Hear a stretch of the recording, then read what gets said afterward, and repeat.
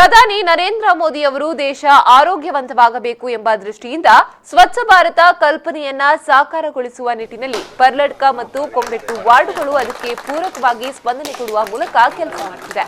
ಈ ಎರಡು ವಾರ್ಡ್ಗಳ ಸದಸ್ಯರುಗಳು ದಿನನಿತ್ಯ ಜನರ ಒಟ್ಟಿಗೆ ಇದ್ದು ವಾರ್ಡ್ನಲ್ಲಿ ಅಭಿವೃದ್ಧಿ ಕೆಲಸಗಳನ್ನ ಮಾಡ್ತಿದ್ದಾರೆ. ಹೀಗೆಂದು ಶಾಸಕ ಸಂಜೀವ ಮಟ್ಟಂದೂರು ಅವರು ಹೇಳಿದ್ರು.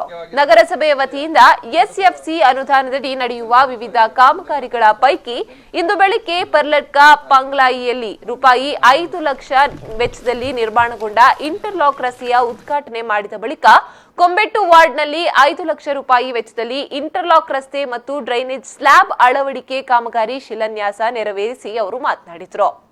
ದಿನನಿತ್ಯ ಆ ಜನರ ಒಟ್ಟಿಗೆ ಇದ್ದು ಆ ವಾರ್ಡಿನ ಕೆಲಸ ಕಾರ್ಯವನ್ನು ಮಾಡುವ ದಿಸೆಯಲ್ಲಿ ಇವತ್ತು ಈ ಒಂದು ಅಭಿವೃದ್ಧಿಯನ್ನು ಕೂಡ ಮಾಡ್ತಾ ಇರುವಂಥ ಸಂದರ್ಭದಲ್ಲಿ ಇವತ್ತು ವಿಶೇಷವಾಗಿ ಮರಾಠಿ ಸಮಾಜದ ಮುಂಭಾಗದಲ್ಲಿ ಹೋಗುವಂಥ ಈ ರಸ್ತೆಗೆ 5 ಲಕ್ಷ ರೂಪಾಯಿ ಅನುದಾನವನ್ನಿಟ್ಟು ಒಂದು ಇಂಟರ್ಲಾಕ್ ಹಾಕುವ ಮುಖಾಂತರ ಸರ್ವಋತು ರಸ್ತೆಯನ್ನಾಗಿ ಮಾಡುವಂಥ ಕಾರ್ಯ ಇವತ್ತು ಈ ಭಾಗದ ಕೌನ್ಸಿಲರ್ ಮತ್ತು ಮಾಜಿ ಕೌನ್ಸಿಲರಿಂದ ಆಗ್ತಾಯಿದೆ. ಅದಕ್ಕೆ ನಗರಸಭೆಯ ಆಯುಕ್ತರು, ಅದೇ ರೀತಿ ಇಲ್ಲಿಯ ನಮ್ಮ ಹಿರಿಯ ಅಂತ ಬಲರಾಮ ಆಚಾರ್ಯರು, ಎಲ್ಲ ನಮ್ಮ ಇಲ್ಲಿಯ ಪ್ರಬುದ್ಧ ನಮ್ಮ ಪ್ರಜ್ಞಾವಂತ ನಾಗರಿಕರು ಇದಕ್ಕೆ ಸಹಕಾರವನ್ನು ಕೊಟ್ಟು ಇವತ್ತು ಈ ಒಂದು ರಸ್ತೆಯ ಶಿಲಾನ್ಯಾಸವನ್ನು ನೆರವೇರಿಸ್ತೇವೆ.